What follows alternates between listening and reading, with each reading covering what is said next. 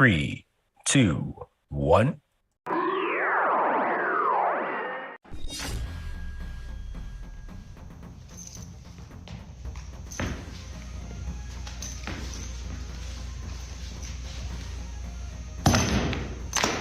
Get over here!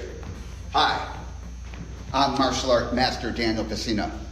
You know me as the original Johnny Cage, Scorpion, Sub-Zero, Reptile, and Smoke. You are tuning in to NerdCage Live on YouTube, Twitter, Twitch. Don't miss an episode or you'll get caged. So let's finish him. This is Anthony Marquez, better known as Kung Lao for Mortal Kombat. Make sure to like and subscribe to NerdCage Live. Be there. Us. Hi, I'm Leah Montalongo, the OG Sindel. Please like, subscribe to NerdCage Live. NerdCage Live and gaming are a perfect match. Shoot the J, Joe. Okay. Shoot it! All right! Over on NerdCage Live on Twitch, Jay and Joe go live. Call me Bazooka Joe. It's all about you. Kaboom! Playing both old school and new school games every Tuesday night. Ooh, what a sight! Jay, stop looking at her face and run. But she's so beautiful! So be sure to follow NerdCage Live on Twitch. Run for your life, Joe. Run for your life, Joe. Running! Run faster! Oh no, Joe! The galaxy's doomed because of you! To scratch your gaming itch. Oh, nice kick, Joe. Thank you. Yo, that's f***ing diabolical. Wait. Yo! That's twitch.tv/NerdCage Live.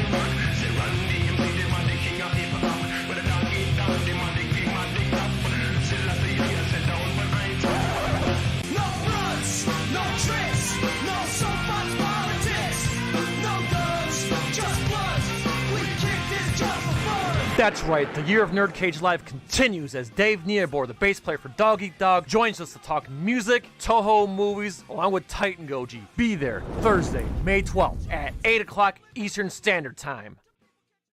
There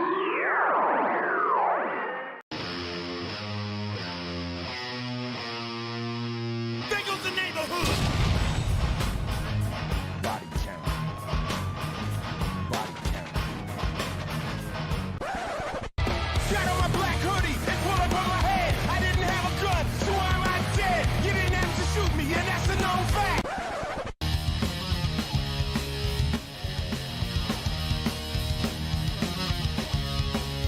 Necessary evil. Don't get a sucker no statue. Give him chance. Come on, Creed. Hit me. Hey, woman. Hey, woman. Listen here. He's mine. There ain't no hands been messing in my corner. Hey, how you doing? You're about to witness the strength of geek knowledge, you know?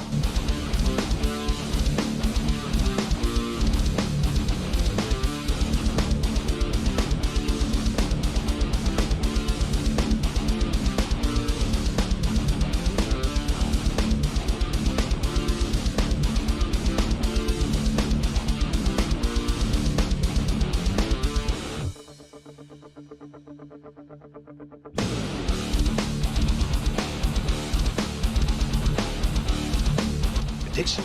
Yes, prediction. Pain.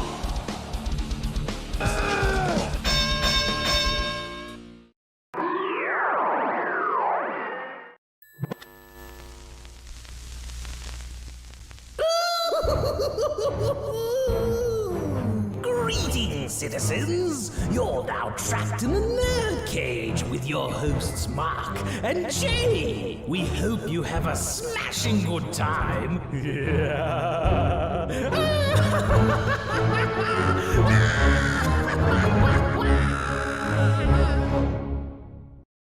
Final warning, this is a spoiler stream. If you have not seen Doctor Strange in the Multiverse of Madness, we're going to spoil it. So if you've seen it, great. If not, well, either way, we're glad to have you here. So here we go.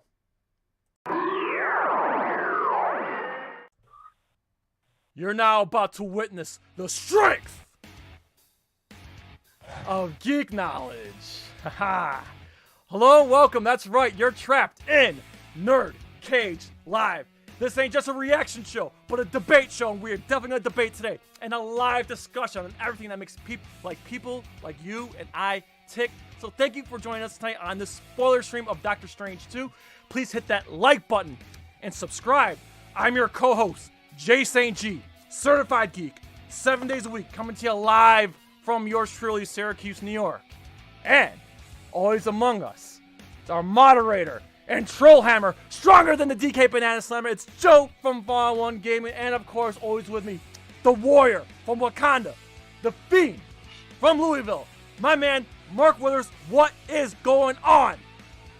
Hey, what's up, everybody? Super excited to be here as usual. And yes, tonight we are going to chop it up about Doctor Strange and the Multiverse of Madness.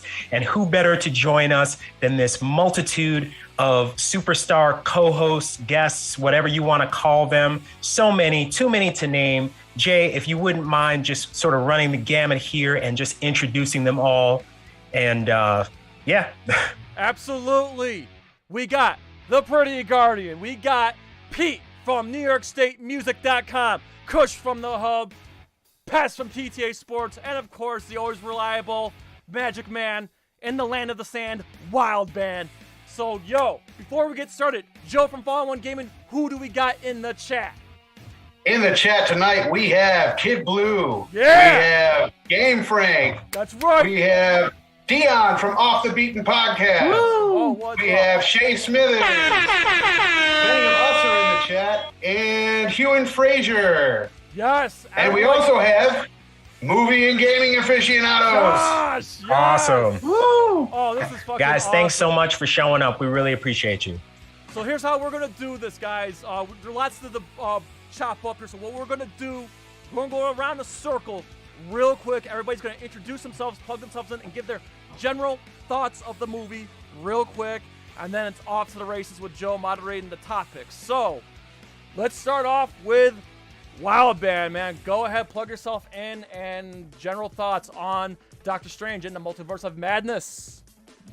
All right. It's great to be back here amongst the NerdCage family. It's always a pleasure being on here. Find me here on YouTube as always, WilldBand. My other social medias, find me on TikTok, WilldBand24. You'll soon find me on the Petty Cash podcast coming soon to YouTube. But to give my quick thoughts here on the movie, it's good. It's not great. It's not bad. It's good. I would probably see it again. I think I would definitely own it, but Spider-Man No Way Home was better. Very well said. Definitely appreciate your take on it. So next, Pest the Analyst, man. Take it away. What's going on, everybody? Hello, NerdCage Live. It's so good to see you. I haven't talked to you guys in very long, and I'm always happy to be here. And Doctor Strange. So Doctor Strange was it was above average, in my opinion, as a movie. On its own, right? No Marvel implications, just a plain old movie. I would say it was above average. What makes this movie amazing, in my opinion, is the implications and what's going to happen next. That's what makes me say that this movie is great. But as just his own movie, it's okay. All right. I'll take it. So, let's see here. Next, we got Kush. Take it away, man. All right, man. What's up? First off, thank you once again for having me on. This got to be, I want to say, my 5th time. I enjoy coming on here. It's a nice break from my usual YouTube stuff. For those of you that don't know, I cover the New York Giants. You can find me at the @hub_YT, basically everywhere. With Doctor Strange, I'm going to give it a solid 7 out of 10. I'm not sure if I'm going to be the unpopular opinion here, but I'm going to disrespectfully disagree with Pest. Because it's Pest, it will always be disrespectfully disagree with him. It was not great. It was just simply good. And we'll get into it more, but I thought it should have had an extra 30 minutes to develop a couple of things, and they should have went with a rated R movie in terms of the goriness. All right, Pete Mason from New York State Music, man. General thoughts, and go ahead and plug yourself away. Hey, what's up?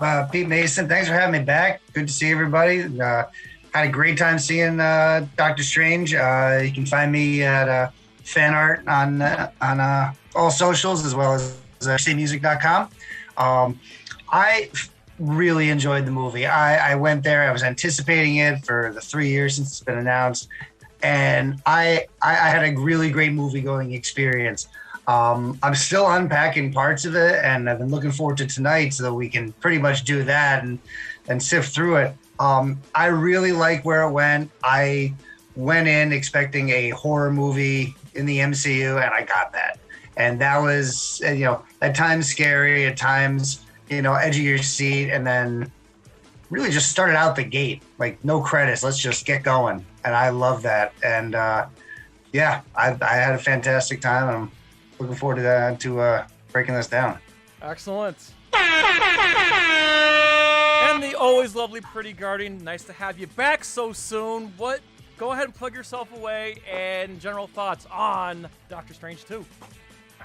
Thank you so much for having me. I'm happy to be here. I am Pretty Guardian. If you don't know me, I do gaming reviews and other gaming related videos. You can check me out at youtube.com/prettyguardian.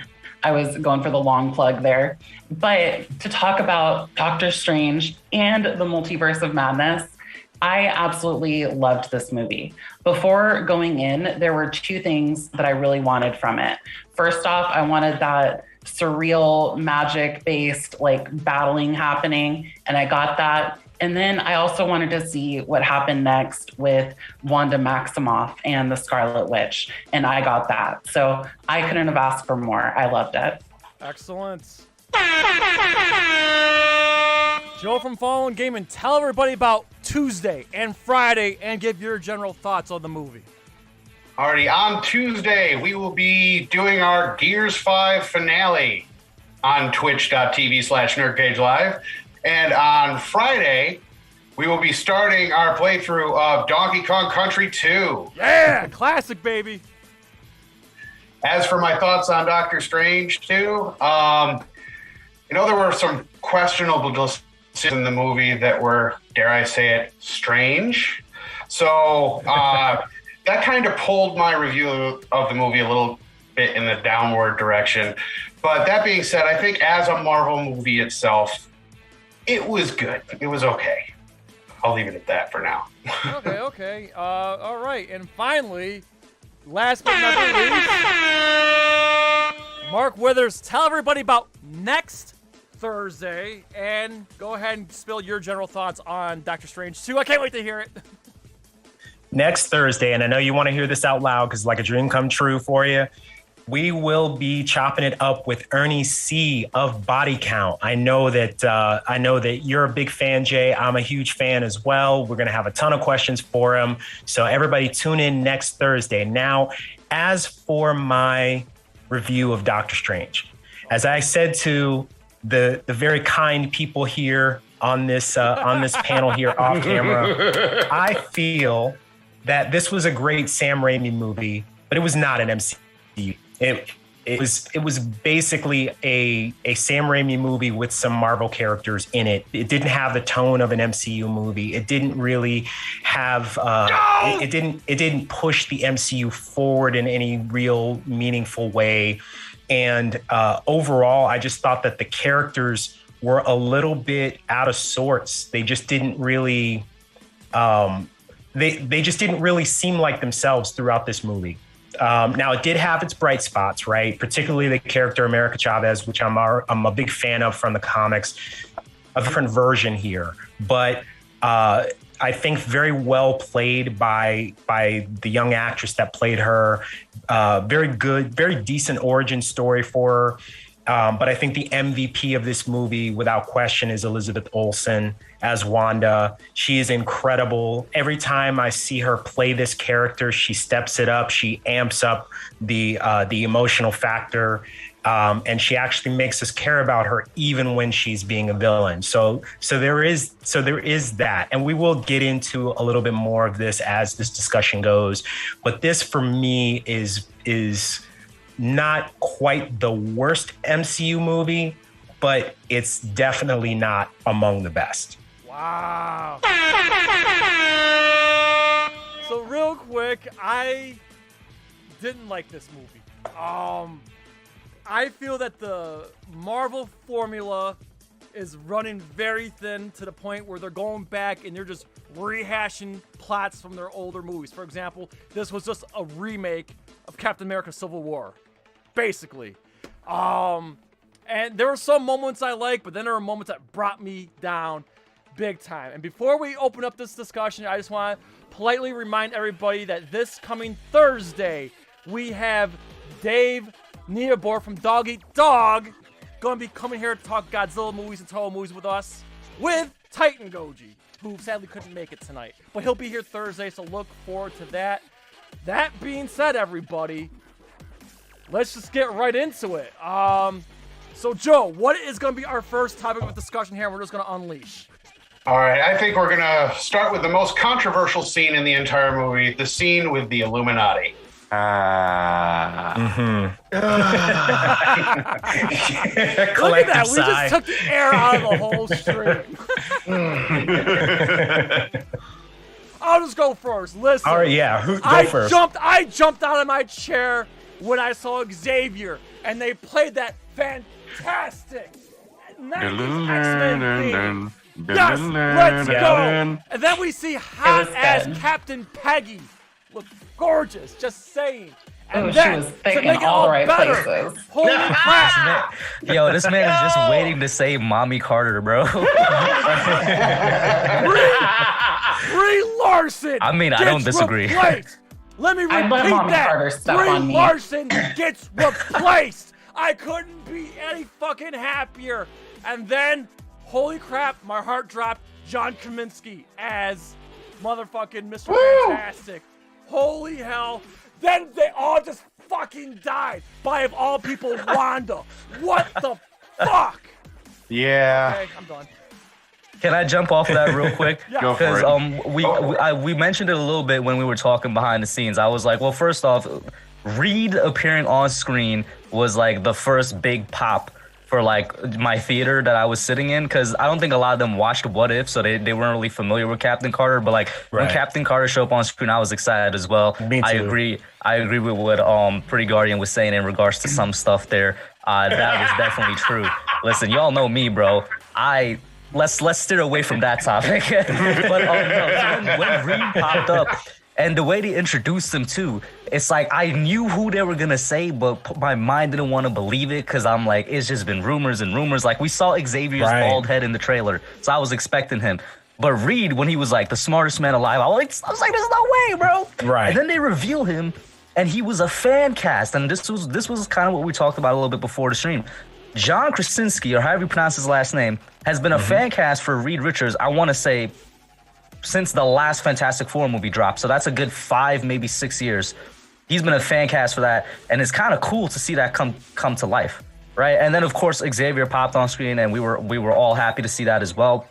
And I'll kind of have a similar opinion with Jay here in terms of how these characters were killed off and the Illuminati were killed off. One of my main problems with the movie in general was like power scaling seemed to be on a tilt for some scenes, because I was like, they disrespected my man's black belt. He went out like so easily. Reed himself went out so easily. He just got noodled. Like everybody just went out easily, man. I was like, what is this, bro? Like, and it went back, like power scaling for me felt off at times. Yes, that's what I'm talking about. That's one of the things that really bugged me about this movie. Now, I will say... Yeah, like in some scenes like that one, she's super duper powerful, and in other scenes, she's not that powerful. Like, remember the scene where she was running in the sewers and they dropped the door? And we're like, we know she's going to get through. But like, there was a little pause. There was a little tension. I was like, that was unnecessary, because we just saw her destroy an entire horror. team of the best people. That's the horror. That's the horror aspect. Is she gonna sneak up on you? You know, I sit here and I listen to people complain about this Illuminati scene, and I can't help but shake my head, because you know, we're talking about we're talking about the Scarlet Witch here. We're talking about Scarlet Witch. Okay, and so why were y'all surprised that Scarlet Witch just massacred everything? You know what was the scariest character in all of the What If series? The scariest fucking character? How about zombie Scarlet Witch? Nobody wanted to fuck with zombie Scarlet Witch. So why are we sitting here all butthurt about the fact that Scarlet Witch just murdered a bunch of motherfuckers? Okay, hold on. I think no, that's where you're wrong. That's not what I said. Xavier is the most powerful mind in the universe. Just to get his, metaphorically, his neck snapped in his mind, that was bullshit, Pest. You ain't getting away with that. But also to add on to that, it's not even the fact that she killed them. It's once again the inconsistency. If she's gonna be OP in one scene, make her OP for the entire movie. Don't make her OP for one scene. Where was she not right? Where was she not? I'm with Pest on this, because I think she was OP the entire time. Where the fuck was? Like from the very beginning, they told us she can rewrite reality. If you have the power to shape reality around your whim, everything else was just bullshit. That entire orchard. I know you said it was for the horror factor, but that entire chase scene, she was not using her powers to the fullest. No, because she was playing with them. Your argument is the horror thing. She was playing with them. I'll say this, and I can't believe that because I didn't really care for the movie or any of these aspects really, but I will say, Kush, in defense of this point, she had the Darkhold, and the Darkhold actually amped her powers up. And I think a failing of this movie was that they didn't really make that part of it clear. Like, you know what I mean? Like if you look at Infinity War and Endgame and stuff like that, they made it super clear that Thanos leveled up because of the Infinity Stones, and like with each one, like he actually got more powerful. With this movie, the Darkhold is what made her unbeatable, but they never really I'm glad you brought that up. But once again, right, I feel like now it's semantics with my specific complaint of inconsistencies with it, because I agree with you. I agree with all that, right? Yeah. This is where it came back to my initial, when we all did our opening statements type of thing. I was like, it needed another 30 minutes. Like that would have been perfect if we had another 30 minutes, because I feel like the first 45 minutes of the movie felt kind of rushed to me.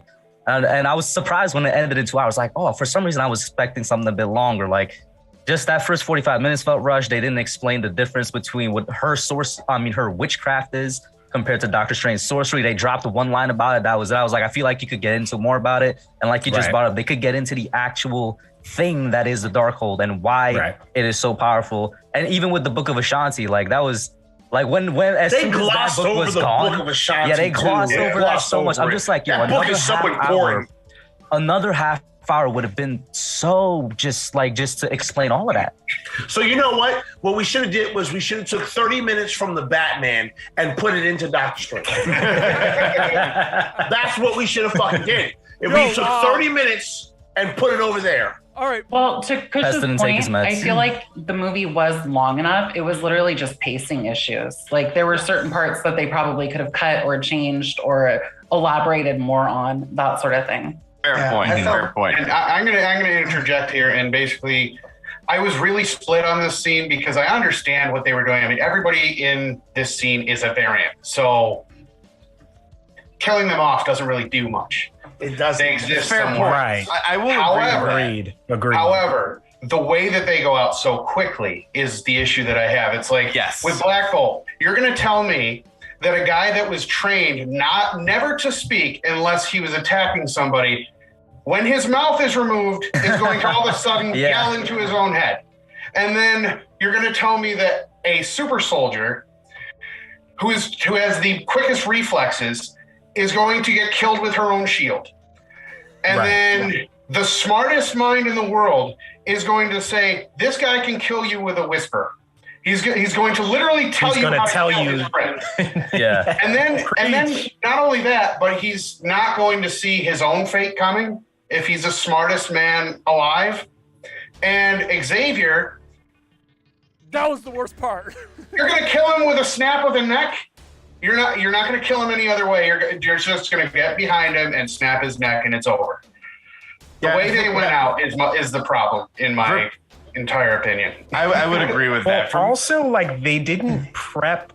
You know what I mean? Like, they knew like that she was a threat, but they were like so arrogant. Like, oh, we're not going to worry about it. Like this, she's not a big deal. In are that you case, serious? Mark, like she has the Darkhold, and like Mark, you don't even. In that case, and then like I feel like we should let Will go. He's been trying to get in here for a minute now. I see you. Yeah, I'm sorry, man. I'm taking over their in that case, and now I'm arguing. I guess for the other side is would you say in terms of the arrogance? I feel like they were supposed to be portrayed that way. Like that was just the vibe they gave off from the beginning. Go ahead there, Wildo. Okay, thank you. I mean, yeah, I basically 100% agree with you there, Joe. Like, I was so excited to see Captain Carter, a new Captain Marvel, Black Bolt back from the Inhumans, Reed Richards and Charles Xavier. We have a new Illuminati here in live action. Now, granted, I was expecting a multiversal Illuminati, like all these variants would be from different Earths. So, A, that makes me happy that this Captain Carter that died is not the same Captain Carter from What If, but also, for me, it's like, okay, we get to see these characters that some of us have been waiting decades, like maybe like 5 to 15 years to see on the screen again. In the case of Charles Xavier and Reed Richards, like we have new versions again. I think it would have been better, in my personal opinion, if she either would have trapped them or knocked them unconscious, as opposed to killing them. I mean, yes, they're variants. It doesn't matter if they die. We will probably more than likely see versions of these characters again. But I think it would have been so much cooler if they were trapped or unconscious and either come back later in the movie or maybe come back for one of the post-credit scenes and then like we need to regroup, we need to get new members, and then we see somebody else come in. Namor if you're gonna kill off versions of these characters, make sure it's the right ones. Don't kill off a fan cast that we've been waiting for forever. Don't kill off Xavier from the best series ever. And if you're gonna kill Captain Marvel, do it to Brie Larson, for God's sake. I want to say Pete's take, because Pete hasn't said anything about the Illuminati yet. Pete, what's your take? Oh yeah, Pete's been in here for a minute. I thought there were not many people in my theater, but the gasps for Black Bolt and then the applause for everybody down the line and the Illuminati intros was really something. And then they knocked them all off 5 minutes later. I thought that made this like a horror movie, because that was everybody's worst horror exposed to them of we get John Krasinski and then we're going to kill him off. I'm sure we still get him as Reed Richards in a real movie in 616, just without a beard or something, just to make his variant a little different. Right. I love I love the gore and the bloodbath. Like, this could have been an R if they just let her go a little more apeshit, and I think they could have added in that half hour. But the whole movie was all killer and no filler. There wasn't a moment where you could. I can't imagine whether there's time that you could have taken a break and run to the bathroom. That was a constant for the first 45 minutes, just bam, bam, bam. And it just kept rolling. And I love that. It was not even the intro credits. It was fantastic. Yeah. Let me hop in right off of Peter here. Oh, go ahead. Who was that? It was really quick. It was from the get-go. Like, the second the movie started, we were already with Defender Strange and America Chavez from that other dimension being chased by that weird, like, mummy wrap demon tentacle monster. And then, bam, we're back into Dimension 616 as it's now designated. Yeah. And this movie moved really quickly. We were there from the initial attack to the wedding to the attack from Gargantos to traversing the multiverse to meeting the Illuminati. Like, all of that happened. Like, I timed it. All those events happened within 1 hour. Mm-hmm. Yeah. Mm-hmm. What I was going to say right off of Peter was that, and I think this was also a response to one of the things that Will said, which is that the way that they executed them, I was fine with, because I wanted it to be a rated R movie. Once they started leaning into like a gory killing, I was like, all right, don't give me halfway of that. Give me just go full send with it. You know what I'm saying? Like, I wanted to, like, all right, if Captain Carter's gonna die by her shield, let me see her get chopped in half, bro. Like, let me see some blood out of Reed Richards. And, you know, we got some pretty gory scenes. Like, when Steven went to that one dimension that was 2 dimensions, like, combined or something like that, and that one Doctor Strange fell onto the gatepost and stuff, I was like, give me more of that. Because I liked that for, like, the vibe this movie had. But also, what they needed to do was tone down the comedy a bit, because sometimes I was sometimes I was like, yo, we just saw somebody get decapitated, or so we just saw somebody got split in half, and then there's like a joke 5 seconds later. I'm like, yo, all right, Kyle, let's tone down the comedy a bit if we're gonna go with all this killing and stuff. That's an example of like Kevin Feige interfering with the director, I think. Because Sam Raimi came out and said that, hey, I didn't get to do my full movie the way I wanted to. They pretty much interfered with the whole movie. He already said that? The movie's only been out for a couple days. I know. He said I do have to address a question in the chat from Shay. Yes, he's asking any of us if we were disappointed that we didn't see Superior Iron Man Tom Cruise. I am. Okay. I am, because I thought for sure, like in the trailers and stuff, that was flash that we now know is the ultimate. Bro, they Captain literally Marvel. called them Ultron bots, and I was like, we're either going to see Ultron or we're going to see some type of Iron Man, but we didn't. I thought we were either going to see an alternate Tony Stark or we were going to see Arno Stark. And I was super disappointed that neither one of them was part of the Illuminati. I think him and John Krasinski would be overload to have both of them in there. So I can see why they went one or the other. It would still be cool, but I mean, with this movie, like with Spider-Man and this movie, both these movies got leaked out to no end. Like a lot of us knew, like those of us that were following the news and the leaks, a lot of us knew already who was going to be in this movie. And Superior Iron Man was only ever rumored. Nothing was like trusted from a reliable source or like from a reliable leaker on the many different social media platforms. The only ones that were ever confirmed were Charles Xavier, Captain Carter, I think the different Captain Marvel. The surprises were Black Bolt and Reed Richards, because I was never sure if we were going to see him, but the fact that we had to see him was just so fucking cool. You know, it was cool, but it was just pure fan service, I feel like. There was no real purpose to have those characters in there. They didn't really battle Wanda. They didn't really add to the story. Like, you could have taken that whole thing out and it would still be the same story just without that pop. And since we already knew that most of those characters were there, it greatly diminished the pop that actually exists in that movie. So I don't know. That's so just my Pest, take. I see you. I'm gonna let you go, but and now I feel weird because I'm arguing against the part of the point that I made earlier. But I feel like that scene needs to stay to show how powerful she is. Once again, my argument was just have her be like that the entire movie. And I saw a comment from the chat here from Kid Blue that I agree with. Part of me likes that scene because they have been holding back Wanda in terms of how powerful she is for the entire MCU, just like they've been holding back Steven. Steven has still been held back, and we finally saw, he got the third eye thing, so he's getting the effects. We'll see where that goes. But go ahead, Pat. I see you've been trying to get in. Well, he actually does have a third eye in the comic book, so that's comic book accurate. He ends up getting it a little later on. One of the things, because I hear you guys talking about like this particular scene and some of the other things in this movie, and I gotta be honest, I sit here and I feel unbothered. And here's the reason why I feel unbothered, because basically Marvel told us in 2 hours we can do whatever the fuck we want. We can kill who we want. We can bring who we want here. We can do what we want. Don't fall in love with the character. We might kill him and replace that son bitch. I'm good. Like that's the reason why. Listen, that's the reason why I sit here unbothered, because it's like, oh man, they killed all these characters. Yeah, but they be back though. Like, comic book characters ever really die? Do these characters ever really die?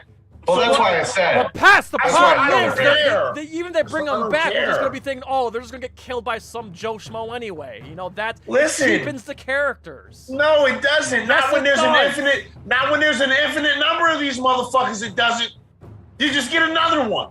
Tony Stark already. So then there's no stakes. So what you're saying is there's no stakes. So there's no stakes. I mean, so there's no stakes. If you like the actor that's playing that character, you better hope they don't die, motherfucker. Like that doesn't answer my question.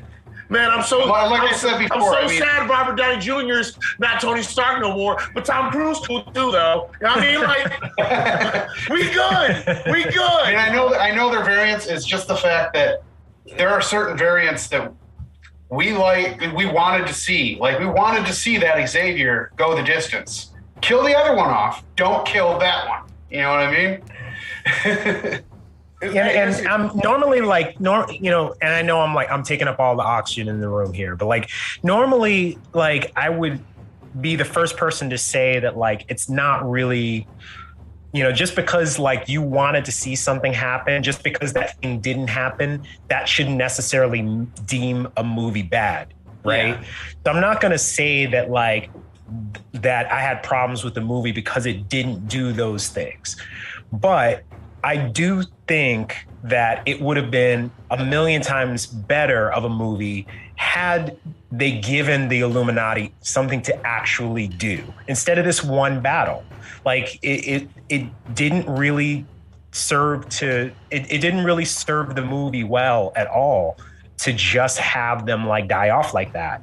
You know what I mean? Like, you're just basically presenting these characters because they're fan favorites or fan like wish, you know what I mean? Like fan casts or whatever, but you're not really like serving your story well. And I feel like they had a real opportunity to like actually utilize those characters within the story across various universes. And they just didn't, they just completely dropped the ball with that one. I can agree with that. Like, I'm going to paraphrase. If they came back if those characters came back in the final battle, like say they helped out Strange on that other universe fighting the Sinister Strange, or if they came back to the Chthon temple where Wanda was and they fought her there with Strange and Wong, that would have been better. I'm not saying like, oh, that would have made the movie infinitely better, but I'm just saying like, storytelling wise and character wise, that would have meant that those characters served a purpose in that story other than just being there for fan service. Now granted,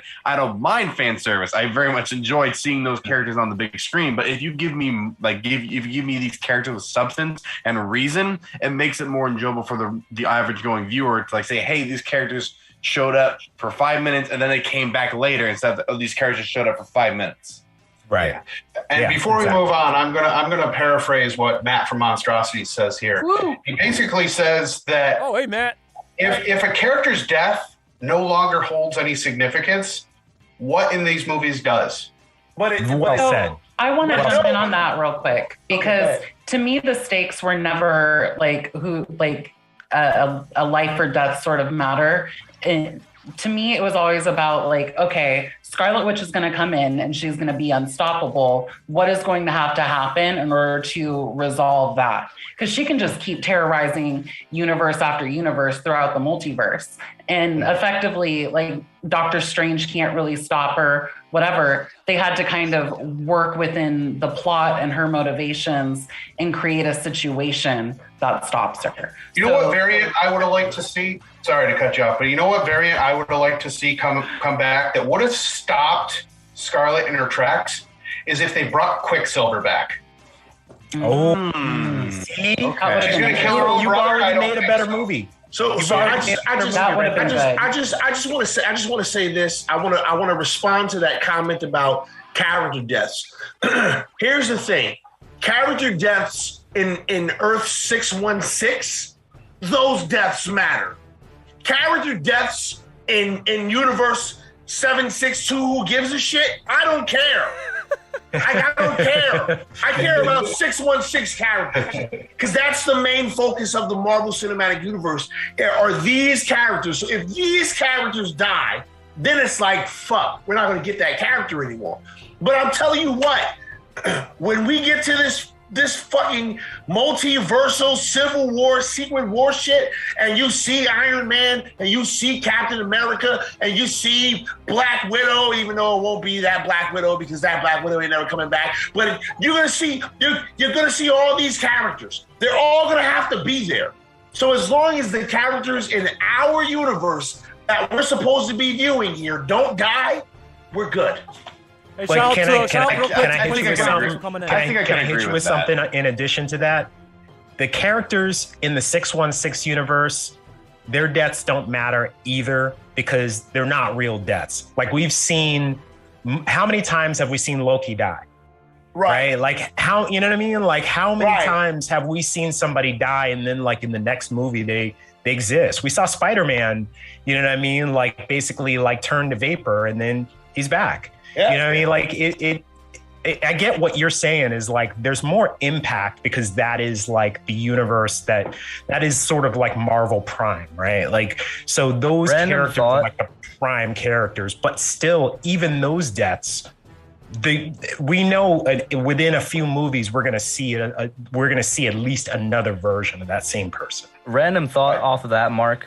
I would be really angry or just, I don't know, just I'd be feeling some type of way if we see Earth Prime, let's call it that, if we see Earth Prime want to come back because we didn't see her die.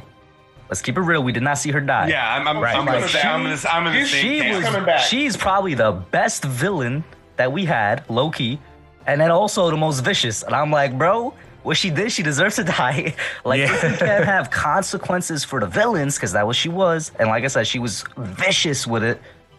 Like, that's another thing where you're like, okay, if this villain doesn't have consequences, why can't we excuse what this dude's about to do or something like that? Mm-hmm. But it's like, I can see that they're going to bring her back because once again, we didn't see her die. We just saw her got covered in rubble. We sure didn't. I wonder how much of like House of Harkness is going to have to do with like, because if she comes back, are we just like everybody she killed? We're just like, all right, yo, it's whatever. Like, you know what I mean? Like, I would be perfectly happy if we get like, you know, the Wanda with the kids or a Wanda from another universe. But that one, I got a feeling that she's coming back because we didn't see her die. Right. Well, I have a feeling we could talk about this all night, but I think we're going to have to move on to Doctor Strange, Dark Strange, and Zombie Strange. So, all right, how about this? Pretty Guardian, kick it off. I don't have any opinions about them all. So what I was kind of interested in seeing as far as like Doctor Strange in this movie is his character development. They started out by talking about kind of how selfish he is, like with Dr. Palmer making that statement about how he always has to be the one holding the knife. Mm-hmm. And I feel like they set it up to where he could maybe start growing in future films, but I don't feel like he really got the right amount of character development in this one. And I think it was kind of a weakness of the film, especially when they started showing that alternate universe Dr. Palmer, where she was highly competent and arguably working on multiversal stuff way bigger than what Doctor Strange was doing. But I don't feel like they fully expanded on that. So I just would like to see more from him maybe in the next movie. Yeah, and it seems that what's happening at the end of, whenever Doctor Strange 3 comes out, it's him and Clea, and they go and venture off together and explore that. And it seemed that he found closure with, what does he do now? He's he defended the universe and helped out Spider-Man, but probably doesn't seem to remember that. And then now he's come back, and he has to, when he's walking around at the end, it's just what else am I going to do? We'll get a coffee. And then, the next adventure starts. So I think they'll start to explore his future, and reading ahead on Clea, it seems they get married in some cases. So there's a lot of potential for where his arc can drift off into the third one. But this one took care of his, self-satisfaction and, dialing in his ego and his personality to a degree, so much that at the end, instead of being the one to take the knife and cut out whatever was in America and take it out, he let her take over, and that made the difference at the end. Well said. I completely agree with what Guardian was saying. And then going off of what Mason just said, it's like we see where he got at the end of the movie, but that actual development, they just told us it happened. They didn't show us that it happened. And I went back. I don't know if I said this during the stream or if I was saying this behind the scenes, where I was like, at some points it felt more like a Wanda sequel than a Doctor Strange sequel, because we got way more from Wanda than we did from Strange, which is fine. But he's the titular character, right? So it's like the development that we see at the end of the movie, I don't count it as a good thing, because they just told us that's where he ended up. We didn't see it happen. Right. Excellent. I agree. I'll just say right off the bat, I actually thought, despite how silly it was, the effect on Zombie Strange, I mean, you couldn't get more Sam Raimi than that. I thought seeing us, because they've been teasing the Marvel Zombies since Spider-Man. What's the one with Jake Gyllenhaal there? Homewrecker. Far From Home. Yeah. Far From Good. They started teasing Marvel Zombies back then.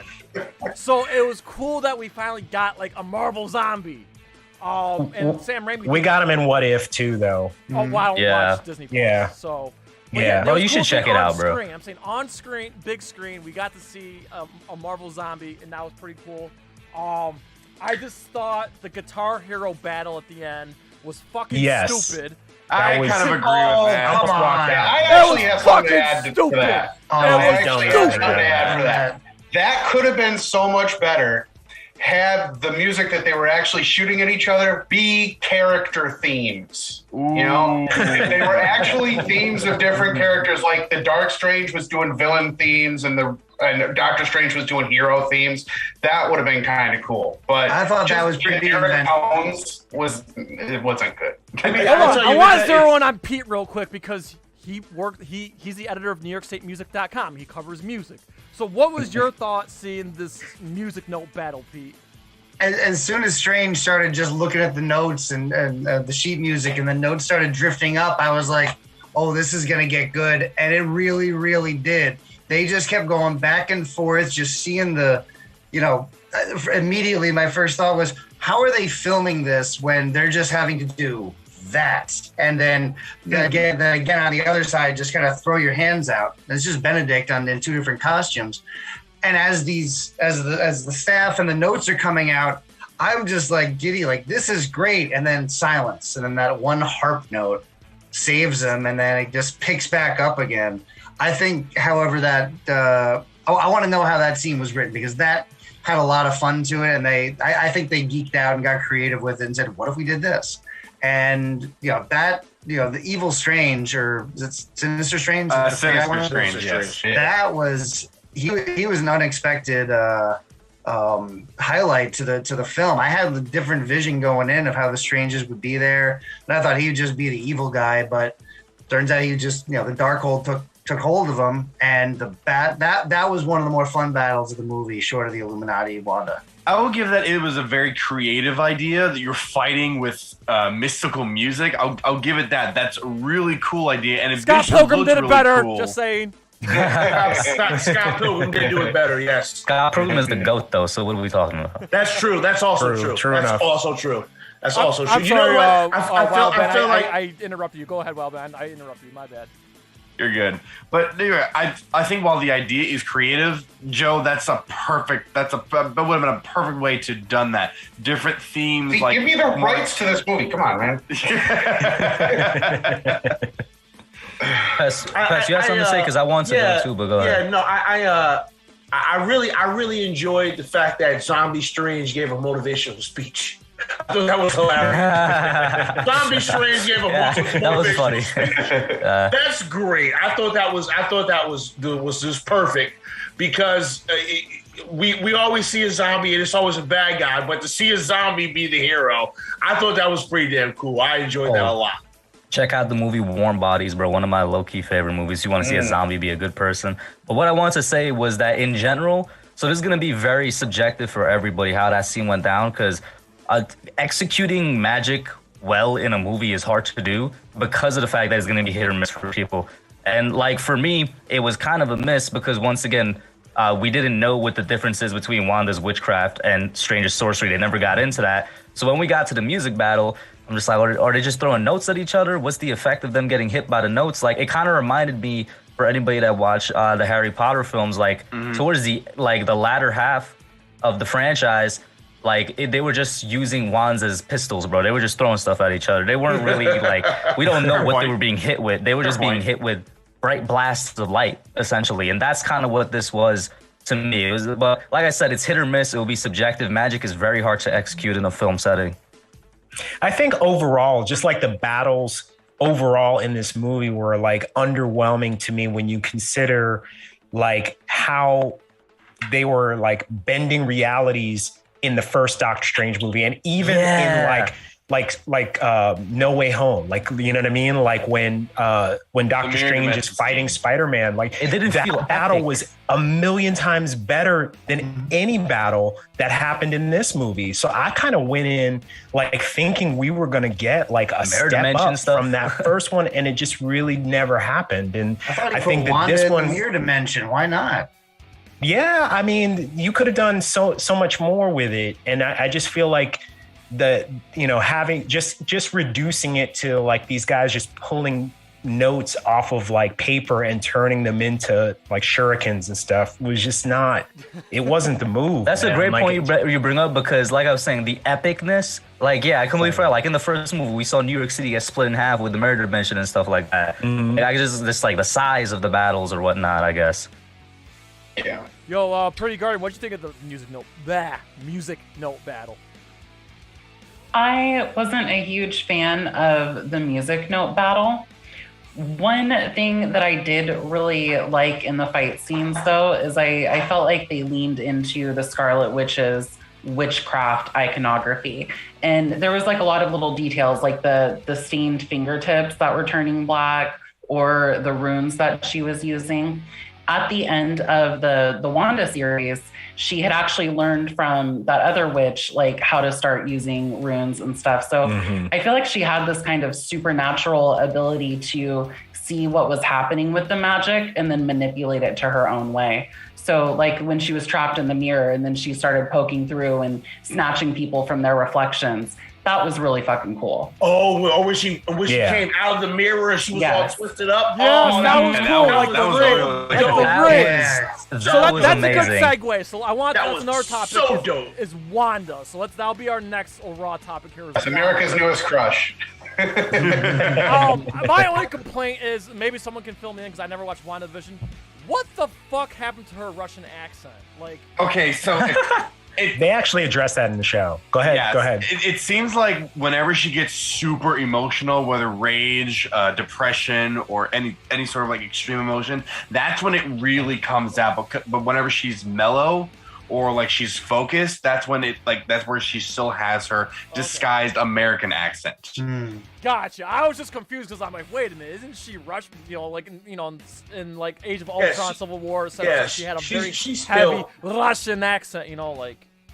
Yeah, they kind of got rid of it by Civil War. She just kind of had a normal American accent, I thought. I don't know. That's all. But listen. My problem is this movie would this is not a diss on Elizabeth Olsen or Wanda or the character. It was just I just didn't like that this was like a big hide and seek game. Like, we're gonna run away from Wanda, and she's like trying to find her imaginary kids, and like, I just thought it was just a tad bit. The plot was just a tad bit silly for my taste, but when she was like doing her magic and killing shit, it was fucking cool. Well, I just thought her motivation and just the overall plot of the movie with her was just so fucking silly in my opinion, and it was kind of hard to fathom that. But that's just me. What do you think was silly about her motivation? I feel like we need to unpack that real quick. Yeah, because I actually do want to get into it too. Yeah. This is the first Marvel movie where you needed to watch one of the Disney Plus shows in order to understand the point. Yes. You could watch Loki, you could watch What If. It wouldn't matter if you watched those two and then watch this. But if you did not watch WandaVision, you would be completely like, wait, why is Wanda the bad guy? And this is a point. This is a point where people are gonna get controversial with as well, because as a movie, in my opinion, there shouldn't be prerequisites in order for you to understand what's going on. Right. Okay. However, we're at a very specific point where it's like this is almost like a culture at this point where it's like, bro, you're like 20 something movies in. It's like maybe you should have. It's so weird. I can see both sides of the argument, because one part of me is like, they shouldn't need for me to spend more of my money to go watch this show for me to understand a movie that I'm already spending money to watch. And then the other side is like, but you know what? We're in a big thing right now. Yeah, you're in too deep right now. I think it's traditional though, like within like comic book culture, right? Like, because like if you look at any, really even now, like, you know what I mean? They still do it. Like you can read, let's say, a Spider-Man comic, and unless you've read like X issue of Fantastic Four that Spider-Man might be in, you're not going to get the full scope. You'll still understand what's happening in that particular title, but you're not going to get the full backstory. And that's a tactic that Marvel has used since the 60s. And I think they're just bringing that in now to their Marvel, films, basically any comic book company ever. Really, but like I said, I can see both sides. I can see both sides, because like, yo, you still gotta go spend money on Disney Plus to watch WandaVision, so I can see both sides. I'm gonna be honest, I love this Wanda. I love this Wanda. I know, and people are like asking about like her motivations and stuff, but like, okay, for Jay should be the only one here that doesn't understand her motivation. Like, he should be the only one here that does not get what her motivation is. Yes, she got over the grief of losing Vision, right? Because that's essentially what the hex in New Jersey was her dealing with Vision's death. She got past Vision's death, but this weird fucking thing happened, and she manifested 2 kids. Now, when the show was over, she was very sad about those kids going away, and she says, "Thank you for letting me be your mom. Thank you for choosing me." Yes. Right. So the emotional attachment of her children is there. But she goes off and she's feeling better, but then she starts fucking with that Darkhold. Yeah. And then that Darkhold shows her, hey, by the way, you know those kids you miss every day because they're not here? There's a million of them out there, and they're all over the place. And she's like, wait, what?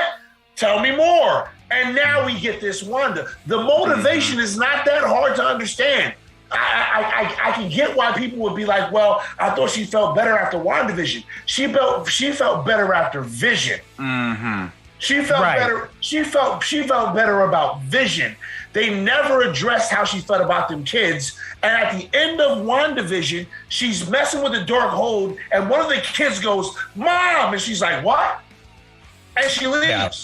We know what her motivation is. The Darkhold has made this lady crazy, and now she's my dead husband, whatever. But these kids, I need them.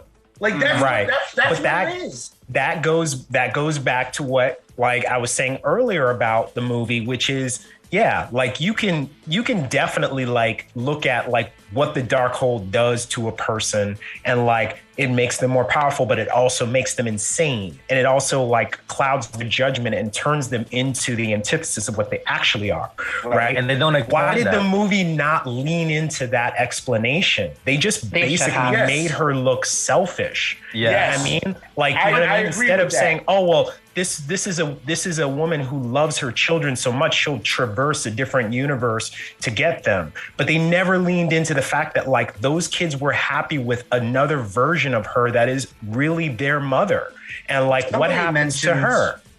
I think there were that, like what happens to the mom? And she's like, oh, don't go there. And then you find out what's happening to that mom, that she seems to just be revisiting constantly.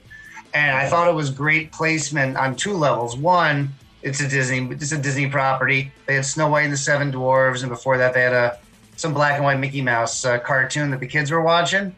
And who's the bad guy in Snow White and the Seven Dwarfs? It's an evil witch. Right. And that evil witch, the queen disguised as an evil witch, that's a little bit of Wanda right there. And then that kind of foreshadows what happens at the end, where she shows she's the bad guy right to the kids. And Doctor Strange is when he's like, no, wait, hold. And then she kind of digs her own grave, and then metaphorically does, and then physically makes her own grave by letting it all crash down. Right. I thought there were some really good segments in there. I love that. I can agree with that. But I will say they could have done a better job explaining the Darkhold and what the they gave it to you in bits and pieces throughout the movie, and you have to piece it together. There was no big chunk that said, all right, look, Darkhold got her crazy. That's what's happening here. You kind of have to know that. Right. As a comic book fan, I know a lot of people who go see Marvel properties are not necessarily comic book fans, but us, we knew what was going on. We knew. Yeah. We knew she that Darkhold that I'm saying it got up in her. It got up in her, and she couldn't fight the feeling no more. I got to get these kids, and if I got to murder everybody to do it, I'm going to get these kids. Yeah, right. I do think there were some. Go ahead. Go for it. I was just going to say in the future. I think it might have been a little bit of a delay there. I was just going to say in the future, if they bring back the Darkhold, they need to do a better job. But more importantly, like I believe me and Pest touched upon this earlier. If they bring back the Book of Ashanti, don't just plop it in there like an object and completely ignore it. There was no explanation for that at all. I was mad about that. That book is so fucking important. That book is so important, and they treated it like it was the Cat in the Hat. Like, what are we doing here, bro? This book is important. If that was strange, if they could get their hands on that book, they could have killed Wanda in the first 5 minutes of the movie. Yeah, there's no movie, bro. Roll the fucking credits. If he gets that book, Wanda's ass is done. Roll the credits. So but they treated it like it was just, oh yeah, it's Martha Stewart's cookbook, whatever. We use it. We got it. There's a name for that type of object, like in media. I forget what it's called, but like that was one of those things. Oh, a MacGuffin, right? Yeah, it was one of those. I'm like, you can't reduce it to that. No. Yeah, and that goes into what I was going to say about missed opportunities. Like, that was one. Another missed opportunity is they only showed, like, one other variant of Wanda, and that's the one that she takes over. Yeah. They didn't show any other universes, and what they could have done, and this is going to be controversial. I don't know if everybody's going to agree with me or not, but bring her sisters in and show a variant of Scarlet Witch where it's Mary Kate or Ashley. Whatever the hell they're up to nowadays. The Avengers are like the cast of Full House. I would love that. Yeah. Uncle Jesse's Captain America. With that regard, Fallen. That's where I said that as a movie title, Multiverse of Madness, sometimes it felt small in the multiverses they explored. Yeah. If they showed her, because we know at some point during the movie she's been chasing America for however so long. If they showed some of those, we see her going through, dream walking with other versions and stuff, I thought it would have been pretty cool, and it probably would have added a good amount to the movie. Yeah. Good segue. Yeah. Good segue right there. America Chavez, that was going to be the next topic. We can delve on that real quick as we, getting close to wrapping it up here. So whoever wants to kick it off. I'll start. Okay. So I'm a fan of America Chavez from the comics, right? Like I'm a big Young Avengers fan, and I like that version. And when I first saw like the trailers for this one, I was like, this girl is like completely miscast. Like, this is not gonna be good. I actually like this version. Because, like, if you really break it down, this is, like, the first time we see her, and she's very young. She doesn't know how to use her powers yet. Like, she would be about that age, like, when she entered 616, right? Mm-hmm. So looking at it through that lens, like actually made me like enjoy the character. And the actress that played her actually did a great job, in my opinion, of playing her. And you know, like she was, in my opinion, one of the bright spots of this movie. And you guys can take it from there. I agree with that. Jotiel Gomez did a fantastic job as America Chavez. Like, granted, I've stated this over multiple times on this specific channel. I am not an encyclopedia when it comes to Marvel, but my limited knowledge, America Chavez is not included in that limited knowledge. So seeing her on screen for this first time, I kind of got the gist of her character. I think it's really cool that they kept her LGBTQ background with her.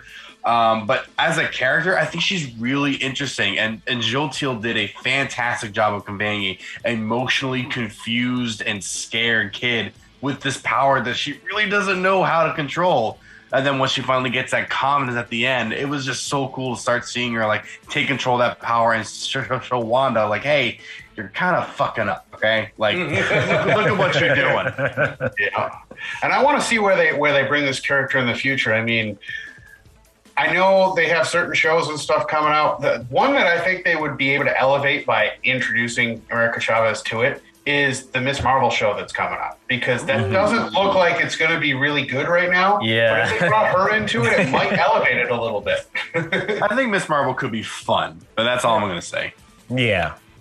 But we could be wrong. We could, you know, we could totally have completely the wrong idea of what it is. Like WandaVision is a good example. Like when I saw like the trailers for it and I heard the premise of it, I was like, this is not going to be good. This is going to be dumb. But then like by episode 3, I was like, this is like one of the greatest things that Marvel's ever done. Like I thought it was super innovative and fun, and it really did push the MCU forward in a new direction. You know what I mean? And so while I'm not excited for Miss Marvel or She-Hulk or like any of these other ones that are coming forward, we won't really know how good they are until we actually start watching them. Like, you know what I mean? Like that might actually be like one of the better Marvel shows. Mm-hmm. Yeah. I'm really curious where she shows up in the future. Her and Wong and the green bull guy. You know, the orange. Oh, he's dead. Wait, no, he was. Did he die? I thought he died. He was practicing the thing. Oh, with was her he? At the very Yeah, end. he was teaching her how to use the sling. Yeah. I didn't even realize that was him. I don't think we're gonna have to wait for Doctor Strange 3 whenever that comes, but I imagine her and Wong are gonna, you know, team up a little bit, and you know we'll see where the future goes there. Maybe she pops in some other places, but her role in this was great. I really love the visual effects of the star and crossing into the other dimensions. The visual effects were amazing. Her visual effect was great. A whole movie. I mean, that scene when they went through like 4 or 5 different universes. Yeah. Including the animated universe. That was so cool. That was like Spider-Man. That was like into the Spider-Verse kind of. That was the Spider-Verse. You can't tell me it wasn't. That was the Spider-Verse. Yeah, that was amazing. I love that scene. Yo, and she's even giving out the rules of what was it? You know, get something to eat, and I don't remember what the other one was. But she was like, "Oh, I travel so much," and kind of gave us all the lay of the land of what's going on here, just so we're all on the same page, as well as Doctor Strange. So it felt like we were all walking through this together, and not like having to need this knowledge going in. Yeah. Before we move on to the last topic, Pretty Garden, what's your thoughts on the character of America Chavez? I'm excited to see what they do with the character of America Chavez. I loved the visuals of her like punching stars and jumping through universes. I thought that was amazing. I'm gonna have maybe a differing opinion from everybody else here. I didn't love Sauchiel's acting. Maybe it's just because she's very young and she'll become more experienced in future films. But I felt like her line delivery felt like she was reading from a script to me. It didn't sound as if somebody actually having those conversations. Wow. I'm gonna have to go back and rewatch now. I'm gonna have to go back and rewatch. My only thing is I just thought it was a little cliche, you know. Oh, at the end of the movie, I believe in you. Your powers, I believe in you. And then she, she suddenly like controls her powers like right at the end of the movie. It's a little cliche, but that's more knock on the writing, not the character or the actress. It was just it's very Care Bears. Presented at the end, but Care Bears. yeah. Okay, so last topic before we wrap this up, the ending, post credits, and of course we got the Bruce Campbell cameo at the where he's punching himself at the post credit scene, and but mainly the ending and the post credit scene there with Charlize Theron there. So whoever wants to kick that off.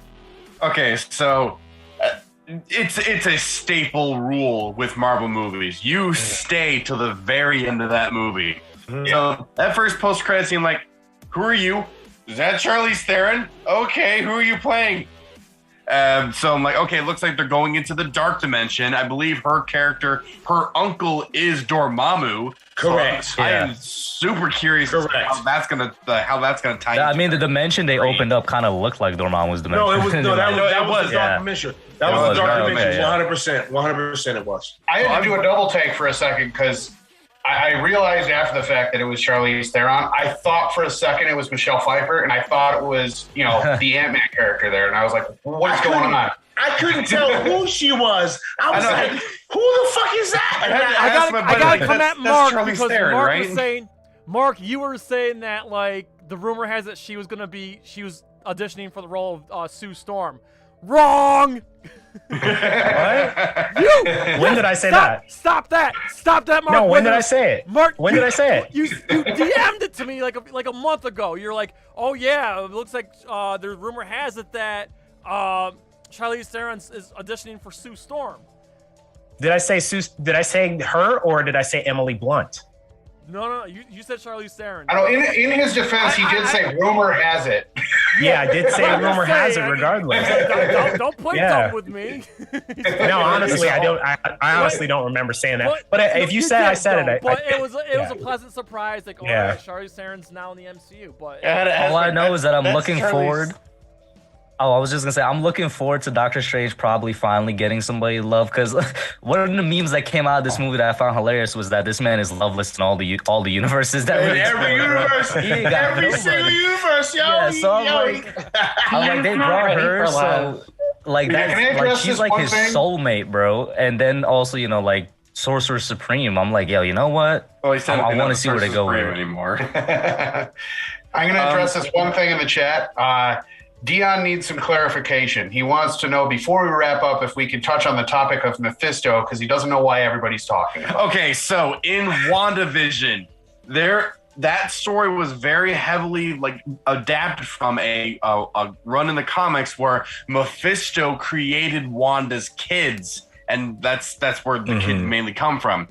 Now there were like a couple like teases in the show, some lines here and there that could have hinted at his appearing, or it could have been the character of Agatha Harkness's master, but ultimately it was just Agatha Harkness who was the main villain, and then that transitioned to Wanda becoming the full Scarlet Witch. Mephisto could have then maybe appeared in this movie, because I remember for a while back when Scott Derrickson was still directing, it was rumored that the main villain could have either been Mephisto or Nightmare. And that never was ever confirmed or denied. It was lost in translation after Sam Raimi took over. This would have been a really cool place. And another character that would have been nice, and we finally got a name drop for, was Chthon in the comics, because I believe Chthon is the creator of the Darkhold. And we went to that throne for the Scarlet Witch that was created by Chthon. I believe those little creatures were like followers of Chthon or something like that. I'm not 100% sure on that, but basically Mephisto people wanted to see him in WandaVision, and maybe if he didn't show up there, they wanted to see him show up in this movie. Maybe we can get Mephisto in a well done Marvel Ghost Rider movie. Ooh, that would be cool. That would be cool. Oh yeah, like Ghost Rider. Come on, like an actual well done Ghost Rider. Because listen, I like the Ghost Rider movies for what they are, right? Yeah, same here. They were supposed to just be popcorn films, right? Just go there and have you a stupid good time. And that's cool. But now we need like a no bullshit real Ghost Rider that comes in I agree. and fucks shit up. Keanu. Bro, can we get the penance stare, bro? Can we get like a legit penance stare? Penance stare, baby. Like let's go. Is there any fan cast? Anybody you want to see? The popular ones are Keanu Reeves and the guy who plays Daryl on The Walking Dead. I forget his name. Oh yeah, Norman Reedus. Norman Reedus. Thank you. Yeah, he could do it too. Yeah, he could do it. Yeah, Keanu Reeves, man, come on, he's national treasure. It's gotta be Keanu. I love Keanu, but I'm gonna keep it real, bro. There's only like 2 roles he's been good at, so I don't know if he can execute this one. That's true. But back to the post-credit scene. So yeah, Charlize Theron's in the MCU. I love it. I can't wait to see more of her. Second post-credit scene. We had that Bruce Campbell in there. I love that Bruce Campbell was in this movie. Don't get me wrong. It's a Sam Raimi staple. Whenever he makes a movie, Bruce Campbell makes some sort of appearance. He made the appearance in the movie. It's like, hey, it's Bruce Campbell. Couldn't we have done something else for the second post-credit scene? Like, no, it's over. I wanted a Bruce Campbell. I wanted a Bruce Campbell Doctor Strange in this. We all wanted that. That's what I wanted. That would have been fucking. Me personally, I would have rather seen like we're back on Earth like 818, whatever that dimension was, and we see like the ruins of the Illuminati, like did this Colosseum, I have a better word for that. And all of a sudden we see the rubble. I was like, sorry, I'm late, guys. Oh, what the fuck did I miss? Deadpool. That's all we needed. Right. You know what I was expecting to see at one point? I don't know if it would have been cool if they had it as an end credits or whatnot, but just based off of, because it was a recent film and it happened recently in the universe, I was kind of hoping to see Shang-Chi at some point. I was like, yo, is he gonna pop up? Because like he has the connection with Wong, and Wong took them to yeah. So yeah. Yeah, I'll be curious to see where Shang-Chi shows up next. Not sure where or when. Well, he's getting his own movie. They're doing another Shang-Chi movie. That's right. I think they did announce a sequel they announced for Shang-Chi. a couple months ago that Shang-Chi's getting another movie. Eternals is not, which makes me happy. Fuck that movie. And you know what? I know I publicly bashed Shang-Chi, but I'm going to say this. I actually like Shang-Chi more than Doctor Strange 2. I do too. I actually like it. Listen, I know like Shang-Chi both, had man. booty sauce special effects, and this Trevor was the worst part of that special movie. Effects. But as a storytelling and something different, I thought Shang-Chi was way better as a movie as a whole than this. That's just me. And like I said, I didn't like Shang-Chi, but Trevor ruins that movie. As far as the Bruce Campbell thing goes, I think it would have been better if, you know how there's a Darkhold in every universe, right? Mm-hmm.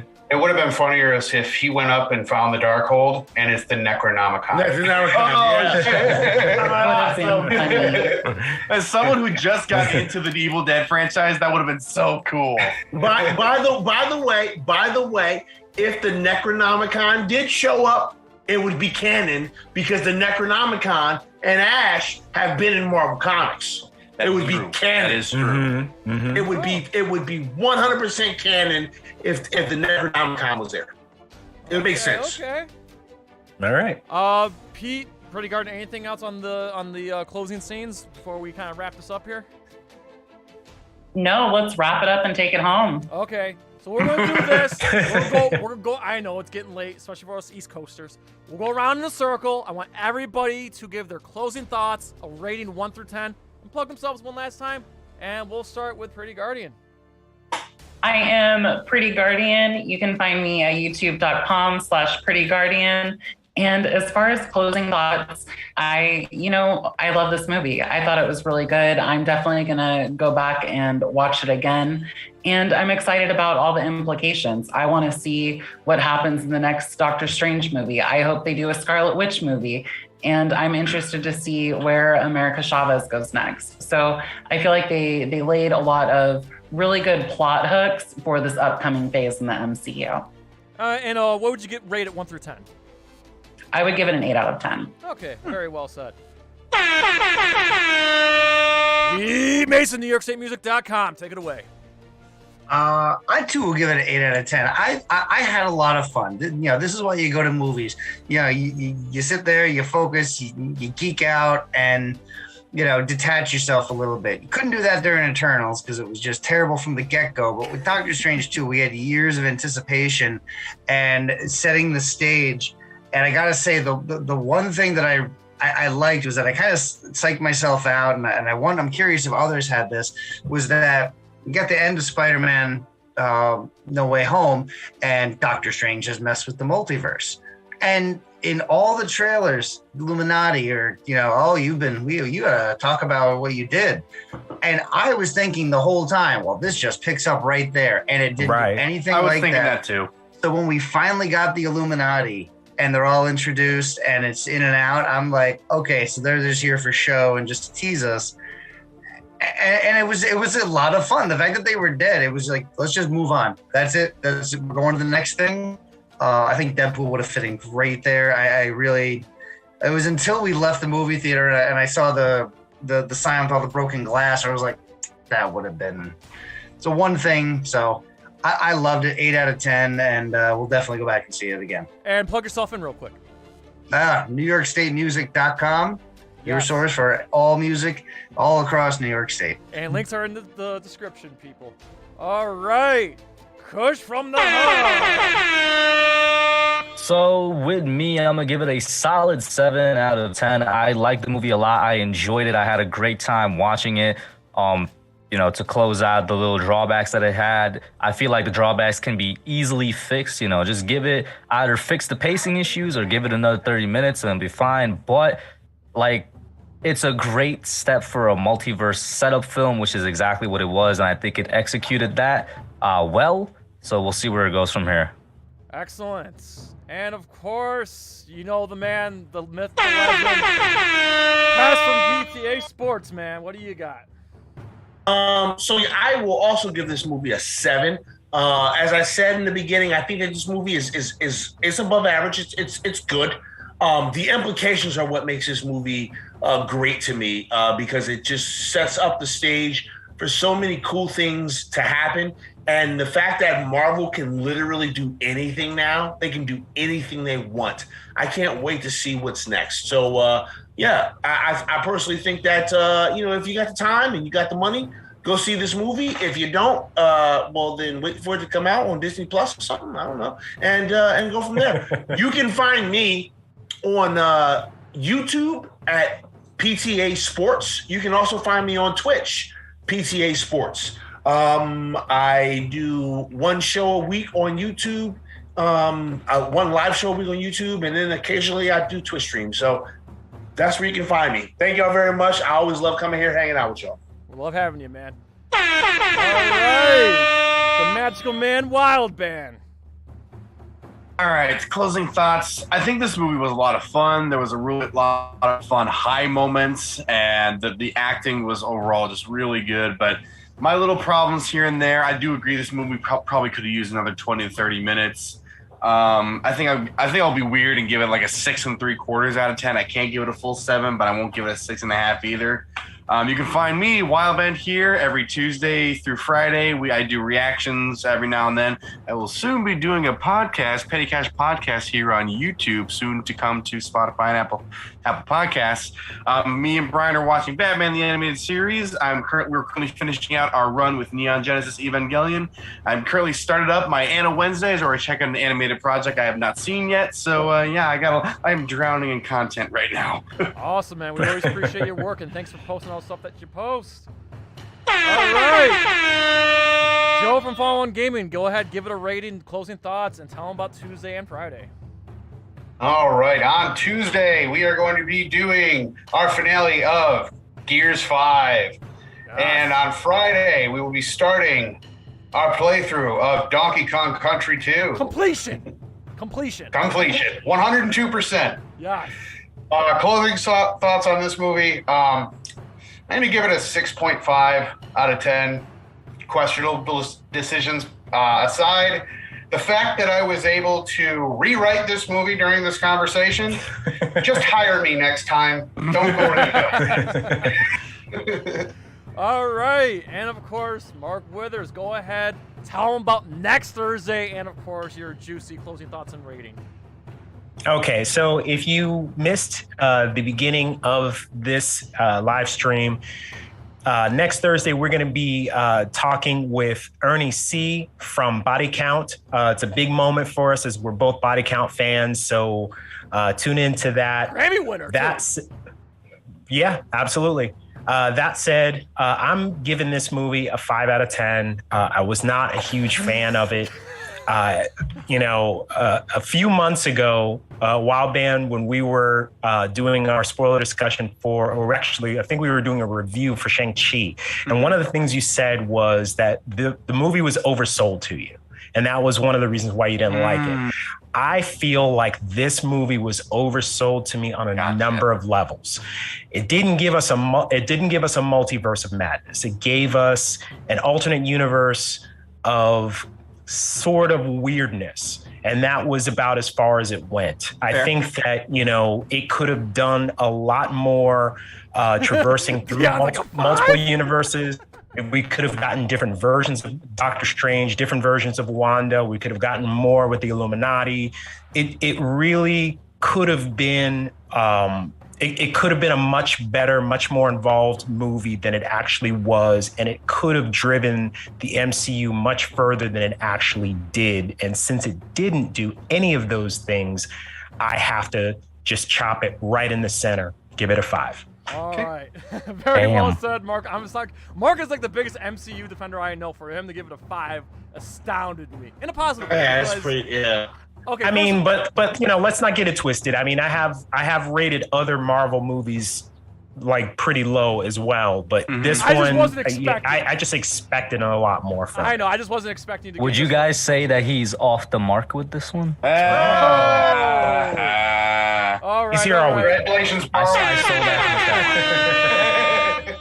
All right. So real quick, just want friendly reminder, this Thursday we'll be back as Dave from Dog Eat Dog. Please check out their music if you're a fan of hardcore punk rock and metal and hip hop, because we're gonna be talking about Godzilla and Toho movies, and Titan Goji will be joining us for that live stream. I cannot wait. I'm a diehard Dog Eat Dog fan, and the fact that I found out this guy is a Godzilla fan like me, like not just a casual, but like a diehard. So this is gonna be a lot of fun on Thursday.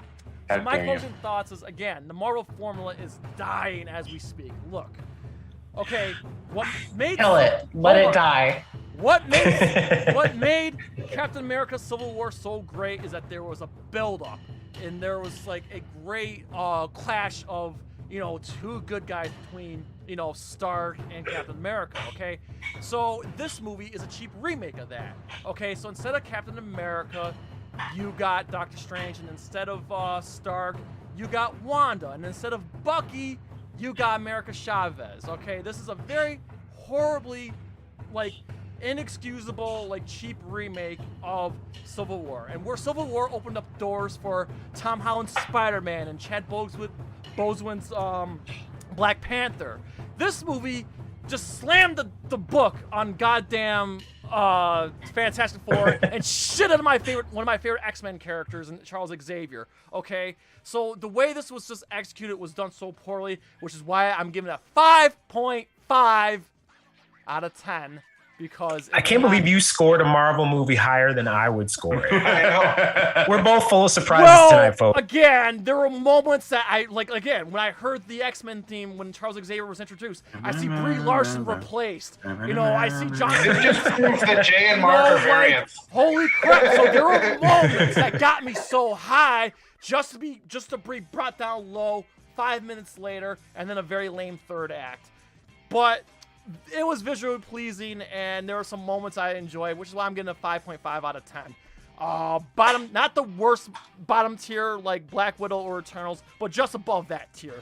So I think I'm being fair, and I appreciate everybody's take. And again, thank you to all these wonderful, good-looking people who became on our stream tonight. Thank you so much. You guys are wonderful. We are lucky to have you guys in our circle of NerdCage Nation, of course. Thanks to everyone who tuned in. We will see you on Thursday. We'll see you tomorrow on Twitch. We'll see you here on Thursday and on Twitch on Friday. So that being said, we please ask you to like, comment, subscribe, ring that bell, and spread that shit like syphilis. So you, I say, from yours truly, Syracuse, New York, to all of our friends and fans around the world at NerdCage Live, The Pretty Guardian, New York State Music, PTA Sports, The Hub, WilldBand, Monstrosities, Fallen One Gaming. To all our friends and fans around the world at NerdCage Live, as always, enjoy life, stay safe, do your push-ups, eat your vegetables, and good night. Sayonara. Good night. And stick around for these bomb-ass fucking promos for everything that we got coming up. Thank you, everybody.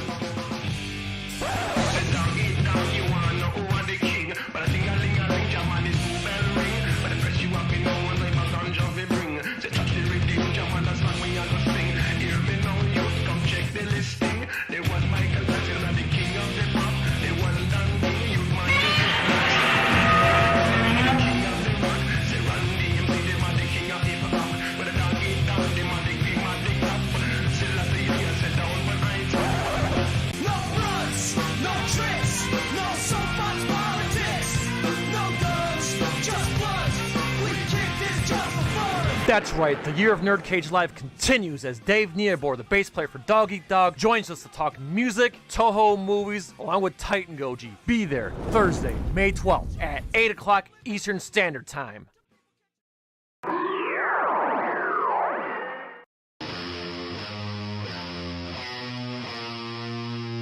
goes the neighborhood. Body count. Body count. Shot on my black hoodie and pull up on my head. I didn't have a gun, so why am I dead? You didn't have to shoot me, and that's a known fact.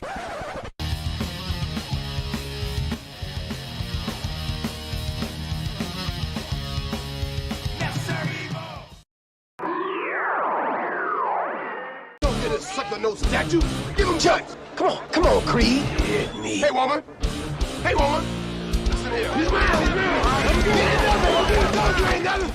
No hair's been messing up my coat. Hey, how you doing? You're about to witness the strength of geek knowledge, you know?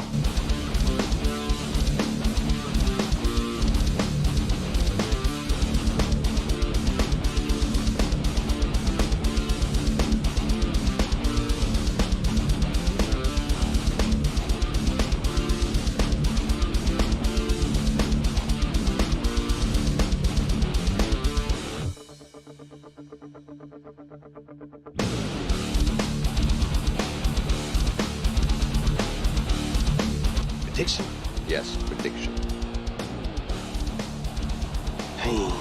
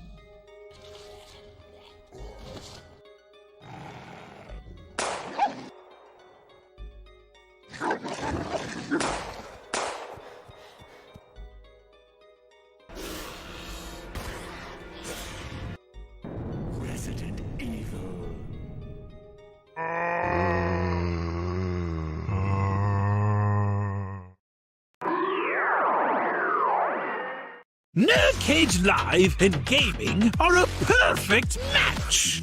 Shoot the J, Joe. Okay. Shoot it! All right.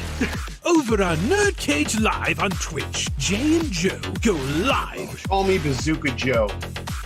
It's all about you. Kaboom! Playing both old school and new school games every Tuesday night.